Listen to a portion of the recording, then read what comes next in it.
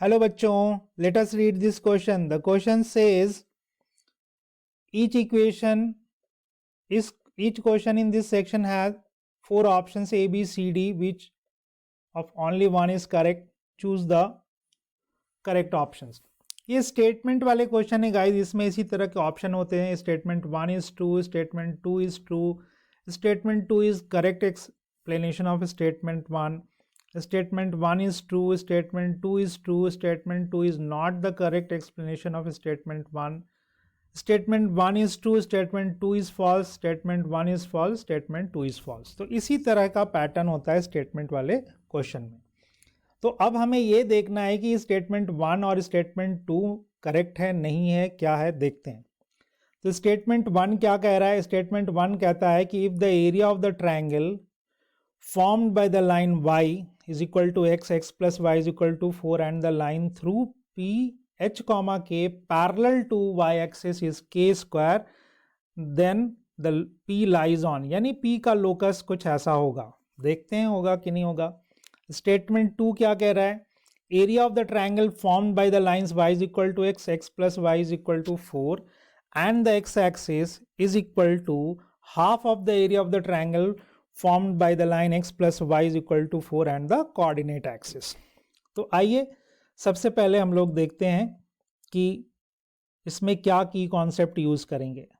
तो यहाँ पे की कॉन्सेप्ट में गाइज हम लोग सबसे पहले यूज़ करेंगे, क्या यूज़ करेंगे? Area of triangle, right?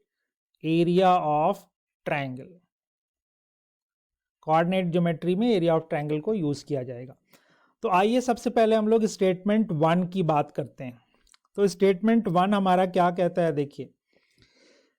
तो इसके अकॉर्डिंग डायग्राम बनाते हैं सबसे पहले. तो देखिए हमारे पास एक वाई एक्सिस है और एक एक्स एक्सिस है, ठीक.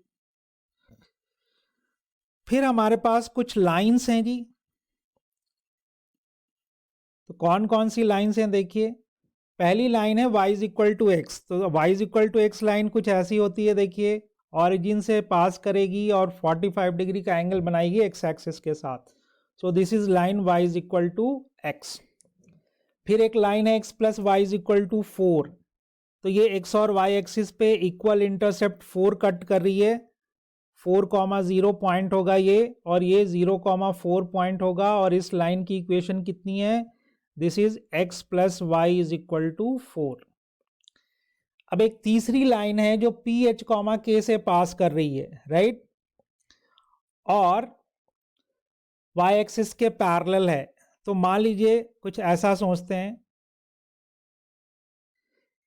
ये पॉइंट कहीं पे भी मान लीजिए पी एच कॉमा के है ना जी. तो अब ये हमारा ट्रायंगल बन गया जी ये. तो इनका कहना है कि अगर इस ट्रायंगल का एरिया के स्क्वायर है, इस ट्रायंगल का एरिया अगर के स्क्वायर है, तो क्या P का लोकस ऐसा होगा या P इस कर्व पे लाई करेगा या नहीं करेगा. तो गाइस सबसे पहले अगर हम लोग देखें तो इन सारे पॉइंट्स, ये जो मान लीजिए इसको नाम मैं दे देता हूँ ABC. तो इन पॉइंट्स का कोऑर्डिनेट्स क्या क्या होगा? जैसे A है, तो चूंकि ये y एक्सिस के पैरेलल लाइन है, तो इस लाइन की इक्वेशन हम कह सकते हैं x is equal to h, क्योंकि p h कॉमा k से पास कर रहा है. तो a का x कोऑर्डिनेट तो क्या होगा गाइज? h. अब ये इस लाइन पर है, देखिए इस वाले लाइन पे x plus Y is equal to 4. तो अगर x h रखेंगे तो y क्या आएगा? 4 माइनस h. तो a पॉइंट का कोऑर्डिनेट निकल गया हमारा, राइट. अब इसी तरह से b का देखिए जरा. तो b का भी x कोऑर्डिनेट h ही होगा, और ये किस लाइन पे लाई कर रही है? y is equal to x पे. तो अगर x h रखेंगे तो y भी h आएगा, राइट. अब c पॉइंट की बात की जाए तो इन दोनों लाइंस को सॉल्व करना है गाइज. तो y is equal to x रख दो, तो y is equal to x, तो x plus x 2x is equal to 4. तो x की वैल्यू कितनी आ गई? 2. अब x2 रखेंगे तो y भी 2 आ गया. तो ये जो ट्रायंगल है ABC जो यहाँ बन रहा है, उन तीनों पॉइंट्स के कोऑर्डिनेट्स मिल गए. अब हम इसका एरिया निकालेंगे. तो अगर एरिया ऑफ ट्रायंगल ABC देखी जाए अगर इनके coordinates x1 y1 x2 y2 x2 z2 हो, x3 y3 हो, तो क्या होता है, half of determinant of x1 x2 x3 y1 y2 and y3 and then 1 1 1 और इस पूरे का मैग्नीट्यूड यानी मॉडुलस। तो आज हमारे पास जो ट्रायंगल है उसका एरिया तो इन्होंने के स्क्वायर दे रखा है, तो simply it is area of triangle A B C, this is equal to K square and that will be equal to 1/2 into determinant of HH2. This is HH2. And what are the y coordinates? 4 minus H, H2. So this is 4 minus H, H2 and this is 1 1 1.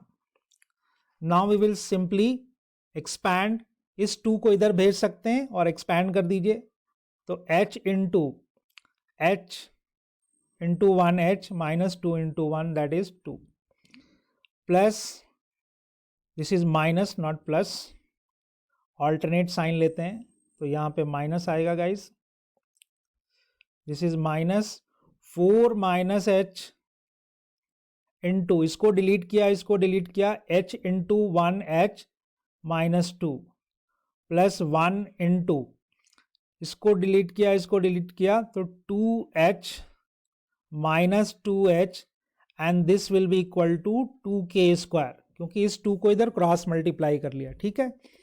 अब multiply कर लो तो h square minus 2h minus 4h minus 8 minus h square minus minus plus 2h, और guys ये 0 हो जाएगा, 2h minus 2h, this is equal to 2k square. अब देख लीजिए क्या हो जाएगा, minus minus plus h square plus h square, ये मिलके बन जाएगा प्लस 2h स्क्वायर, और ये 2k स्क्वायर है, इसको इधर ले आइए तो माइनस 2k स्क्वायर। अब h देखिए क्या होगा, 4h plus 2h, 6h minus बाहर है तो माइनस 6h और माइनस 2h मिलके हो गया माइनस 8h, और क्या बच गया गाइज, h हो गया h स्क्वायर, सिर्फ 8 बच गया, तो minus minus plus 8, this is equal to 0। 2 से डिवाइड कर दो तो h square minus k square minus 4h plus 4, this is equal to 0। अब लोकस निकालना है या इस पे मूव कर रहा है तो h और k को x और y से रिप्लेस कर दो, तो हो जाएगा x square minus y square minus 4x plus 4 equal to 0।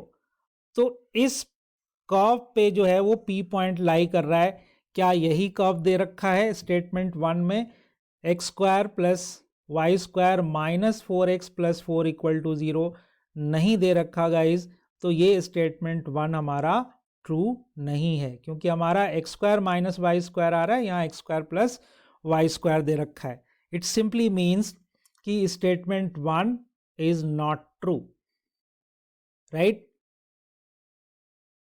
ठीक है गाइज। चलिए अब आते हैं स्टेटमेंट 2 की बात करते हैं। तो 2 चीजें इसमें, हमें सबसे पहले हमें एरिया ऑफ ट्रायंगल निकालना है जो y is equal to x, x plus y और x एक्सिस से मिलकर बनता है, तो जल्दी से चलिए निकालते हैं। तो ये हमारा x और y एक्सिस हो गया, एक line y is equal to x हो गई, this is x axis, origin y axis, और ये एक लाइन हो गया जी x plus Y is equal to 4, ठीक। तो और x एक्सिस के साथ तो हमें इस ट्रायंगल का एरिया निकालना है, तो इसको नाम दे दीजिए ए ओ बी। तो इस पॉइंट का कोऑर्डिनेट तो आपको पता है, अभी अभी निकाला है हमने, 2,2 होगा, ये 0,0 है और ये ऑब्वियसली 4,0 है। तो area of triangle A O B, तो हम लोग बहुत सारे तरीके से निकाल सकते हैं। अब जो भी तरीका लगाना है देखिए, 1/2 into determinant of 2 0 4, right, then 2 0 0, then 1 1 1, बस इसको एक्सपैंड कर लीजिए, that's all. 1/2 into we will have 2 into, इसको डिलीट करा, इसको 0 इंटू 0, तो यहाँ 0 माइनस 0 हो गया, -2, इसको डिलीट किया, इसको डिलीट किया, 0 इंटू 1, तो 0 minus 4 into 1 that is 4, plus 1 into, इसको डिलीट किया, इसको 0 इंटू 0, तो यहाँ देखिए 0 माइनस 0 हो जाएगा। तो दिस विल बी सिंपली, ये 0 हो गया और यहाँ कितना आ गया 1/2 और -2 प्लस -4 मिलके हो गया जी 8, तो 2 2 जा 4, दैट इज 2 4 जा 8, that is 4 square unit, right. तो इसका तो 4 स्क्वायर यूनिट आ गया। दूसरा इन्होंने क्या कहा है कि area of the triangle formed by x plus Y is equal to 4 and the coordinate axis. तो इस वाले लाइन की देखिए, अगर इसी में हम कर लेते हैं, तो एरिया ऑफ, इसको नाम दे दो बी सी दे दो, तो एरिया ऑफ ट्रायंगल COB, तो देखो गाइज ये भी 4 यूनिट है, ये भी 4 यूनिट है, तो ये तो सीधे हो जाएगा half into base into height, तो half into 4 into 4 square unit, right. तो 2 2 जा 4, तो यहाँ कितना आ जाएगा 4 2 जा 8 स्क्वायर यूनिट। तो इन्होंने यही कहा था कि area of triangle AOB is equal to half of area of triangle COB। तो ऑब्वियसली है, देखिए इसका 4 है, इसका 8 है, तो इसका आधा इसका होगा। इसका मतलब ये है कि स्टेटमेंट 2 जो है वो ट्रू है। तो पहला स्टेटमेंट गलत है गाइज, दूसरा स्टेटमेंट सही है। तो अब ऑप्शन देख लीजिए कौन सा सही होगा। Statement 1 is false, statement 2 is true, so D option is correct. So final answer is option D, and I hope you understood it well.